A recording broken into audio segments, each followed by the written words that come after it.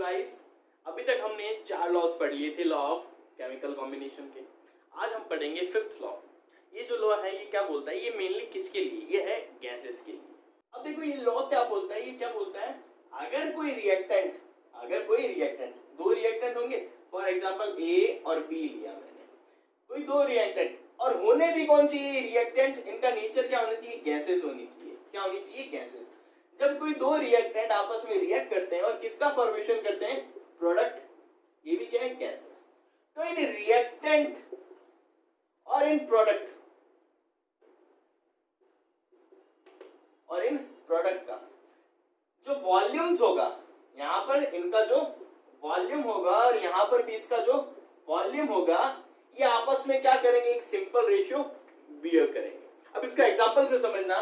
For example मैंने hydrogen gas ली और chlorine gas ली, इनको मैंने रिएक्ट करवाया तो प्रोडक्ट में मेरे को क्या मिला, HCl गैस मिला, वो भी कितना मोल, 2 मोल। अब मैं यहाँ पर क्या बोल सकता हूँ, यहाँ पर जो हाइड्रोजन गैस ली है मैंने वो कितना है, 1 लीटर, यहाँ पे 1 है आगे तो 1 लीटर बोलूंगा। यहाँ पर क्लोरीन कितना है, 1 लीटर, क्योंकि इनके वॉल्यूम्स की बात करनी है अपने को, 1 लीटर। और यहाँ पर HCl कितना बना है मेरे पास, 2 लीटर। तो यहाँ पर इनके वॉल्यूम्स का रेशियो अगर देखो तो आपके पास क्या है, 1:1:2। तो ये एक सिंपल होल रेशियो नहीं हुआ। यही लो बोलता है कि भाई साहब जब गैसेस आपस में रिएक्ट करेगी तो इनके वॉल्यूम्स का जो रेशियो होगा वो simple whole number ratio bear करेगा आपस में, रिएक्टेंट और प्रोडक्ट का। ठीक है। अब देखो, अब आती है डाल्टन की एटॉमिक थ्योरी। जब ये लॉ डिस्कवर हो गए थे तो इन लॉस को पढ़ने के बाद डाल्टन साहब ने एक एटम की थ्योरी निकाली कि एटम की जो स्ट्रक्चर है, मैं बोल सकता हूँ स्ट्रक्चर के बारे में, किसी कंपाउंड के अंदर जो एटम प्रेजेंट है वो कैसे एक दूसरे से रिएक्ट करता है और क्या फॉर्मेशन करता है, कैसे कंपाउंड का फॉर्मेशन करता है, उसके बारे में हल्की फुल्की जानकारी दी थी। उसको हम क्या बोलते हैं, डाल्टन एटॉमिक थ्योरी। देखो इसको डिस्कवर किसने किया था, डाल्टन ने किया था। कब किया था, 1808 में। अब इस थ्योरी का जो बेस है यानी जो आधार है वो क्या है, वो है लॉ ऑफ केमिकल कॉम्बिनेशन। जितने भी हमने लॉ पढ़े हैं लॉ ऑफ केमिकल कॉम्बिनेशन में, उसमें सिर्फ एक लॉ को छोड़ दो आप, वो कौन सा, लॉ ऑफ कंबाइनिंग वॉल्यूम, जो अभी हमने पढ़ा है, ये इस लॉ पे डिपेंड नहीं करता। बाकी लॉ ऑफ केमिकल कॉम्बिनेशन के जितने भी लॉज हैं, वो कितने लॉज हैं, टोटल 4, ये उन पर डिपेंडेंट है। अब ये थ्योरी क्या बोलती है, इसके कुछ पॉइंट्स आपको ध्यान रखने हैं, यानी मैं पोस्टुलेट्स बोल सकता हूँ। वो पोस्टुलेट्स क्या है वो आपको ध्यान रखने हैं। कुछ बातें हैं जो डाल्टन ने बताई अपनी थ्योरी के बारे में एटम के ऊपर। वो क्या बोलता है, जो पहला पॉइंट है वो क्या है, वो बोलते हैं साहब कि जो मैटर है इस दुनिया में, जो भी सब्सटेंस है, जो मैटर है यानी जो द्रव्य है, वो छोटे छोटे स्मॉल पार्टिकल्स का बना हुआ है, जिसको हम और डिवाइड नहीं कर सकते। उसी को उसने क्या बोला, एटम बोला। यानी जो मैटर है वो क्या है, स्मॉल इनडिविजिबल पार्टिकल्स है, स्मॉल इंडिविजुअल पार्टिकल्स है, जिसे हम क्या बोलते हैं, एटम बोलते हैं, परमाणु। यानी जो द्रव्य है वो छोटे छोटे अविभाज्य कणों से मिलकर बना होता है, जिसे हम क्या बोलते हैं, परमाणु बोलते हैं। नेक्स्ट पॉइंट देखो क्या बोलता है, अगर मेरे पास सेम एलिमेंट के क्या है, एटम्स हैं। फॉर एग्जांपल मैंने क्या माना, मेरे पास एक आयरन की रॉड है, एलिमेंट कौन, आयरन, इसमें एटम कौन से हैं, सिर्फ और सिर्फ आयरन के।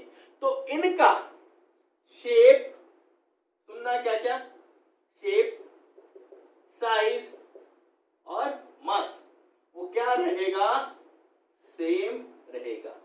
यानी उसने क्या बोला, अगर आपके पास सेम एलिमेंट है यानी समान तत्व है और उनमें उसके जो एटम्स है यानी जो परमाणु है, उनका शेप, साइज और मास हमेशा क्या रहेगा, सेम रहेगा। ऐसा नहीं कि अगर मेरे पास आयरन का ही एलिमेंट है, ये आयरन की रॉड है, इसमें आयरन के ही क्या होंगे, एलिमेंट्स होंगे और उसी के क्या होंगे, एटम्स होंगे।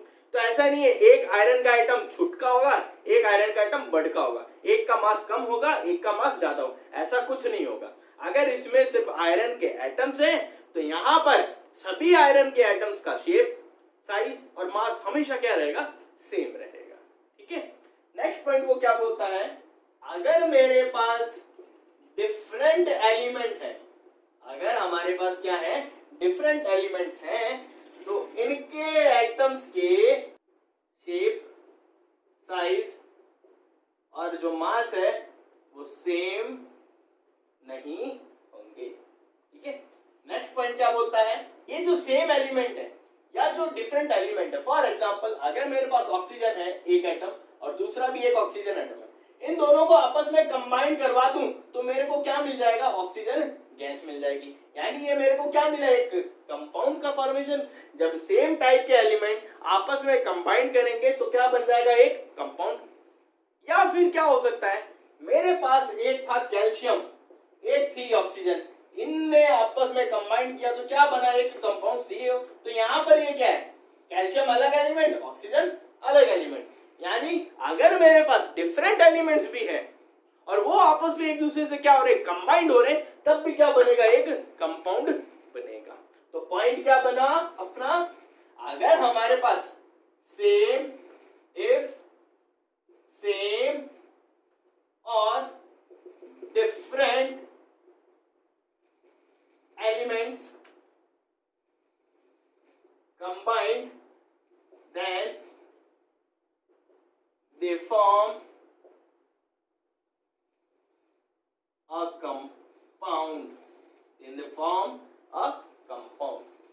अब देखो जो नेक्स्ट पॉइंट है, अब जितने भी पॉइंट्स हम पढ़ने वाले हैं वो सारे के सारे लॉ ऑफ केमिकल कॉम्बिनेशन पे डिपेंडेंट है। तो देखो लॉ ऑफ मास कंजर्वेशन क्या बोलता है, mass neither be created nor be destroyed. तो यहाँ पर डाल्टन ने उसी लॉ को उठाया और एक पॉइंट बनाया, एक पोस्टुलेट बनाया अपनी थ्योरी का। वो क्या बोलता है, an atom neither be created nor be destroyed.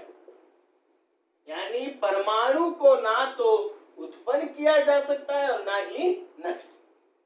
Next point, जो एटम्स होते हैं, जो एटम्स होते हैं जब कंबाइंड करेंगे, जब कंपाउंड बनाएंगे तो कंबाइंड करेंगे, तो यहां पर इन एटम्स का आपस में क्या होगा, सिंपल होल नंबर रेशियो होगा।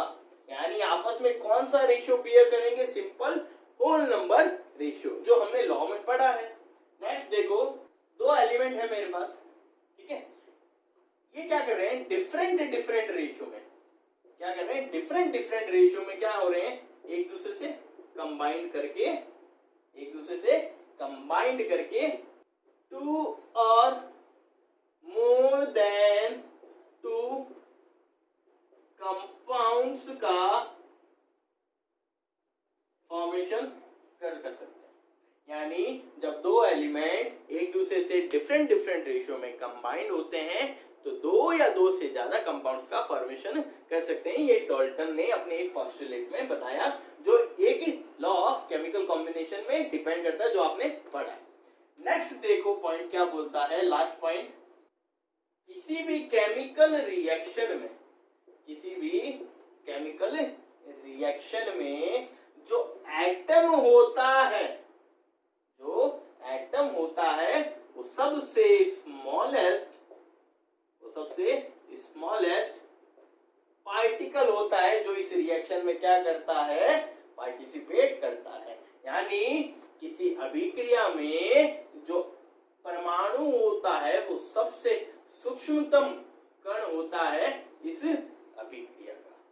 ठीक है, तो ये कुछ पोस्टुलेट थे, 8-9 पॉइंट है, ये आपको याद रखने, ध्यान रखने, जो किसने बताए थे, डाल्टन ने अपनी एटॉमिक थ्योरी में। क्योंकि डाल्टन की एटॉमिक थ्योरी आप लोग बचपन से पढ़ते आ रहे हो, 9th में आपने पढ़ा होगा, ठीक है, हो सकता है 10th में भी पढ़ा हो, ठीक है। तो ये तुम लोग ध्यान रखना डाल्टन की एटॉमिक थ्योरी के कुछ पॉइंट।